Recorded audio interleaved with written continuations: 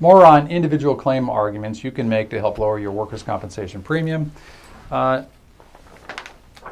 Next up, we're going to talk about three-way contact, and perhaps there was a failure in the three-way contact. Three-way contact is good workers' compensation claims practices where the insurance company stays in touch with the claimant, the employer, and the treating physician. And by doing that, they can coordinate and make sure the claim is moving forward properly and that all parties are in the loop on what should happen next.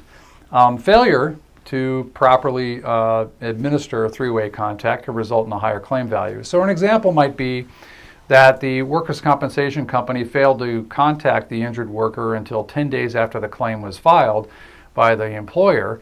And as a result, the injured worker got scared and went out and got an attorney and is now working against the employer with a claimant's attorney. That could be a reason that a claim value gets exaggerated, and that's a reason you could make an argument that the failure of the insurance company to exercise proper three-way contact procedure ended up in a higher claim value. Next could be an appeals board issue. The appeals board is where workers and employers go for disputed claims, and there are times when there are going to be hearings and the insurance company needs to send a representative. Some insurance companies use hearing representatives that are not attorneys. Some insurance companies use attorneys.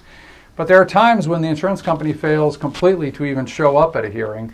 Obviously, that results in an award to the claimant based on whatever the claimant is appealing or what the employer was appealing. The claimant wins the appeal if the employer doesn't show, or if the employer does a poor job in objecting to the issue at hand in front of the appeals board. So here's an area, again, where a good broker will have experts on hand that can help you with these issues, but we want to make sure everyone's aware that this is a possible issue and a possible argument you can make about why a particular claim inflated in value. Next up is apportionment of a prior injury. The law holds that a claim for permanent disability, which is obviously a very serious injury, the permanent disability portion of the claim can be apportioned back to another employer and another insurance company if, in fact, the injured worker had a similar injury in the past. So if you're well aware that you've hired an employee that has had a back injury in the past that was paid for by workers' compensation, and now that injured worker has another back injury while working for you, that claim can be split or apportioned between your insurance company and the insurance company for the prior employer. And often this is there's a failure to make proper apportionment. So if you're aware of an issue like this, it's a very good argument that the claim value has been inflated unnecessarily. Last issue we'll talk about in this segment is surveillance failure.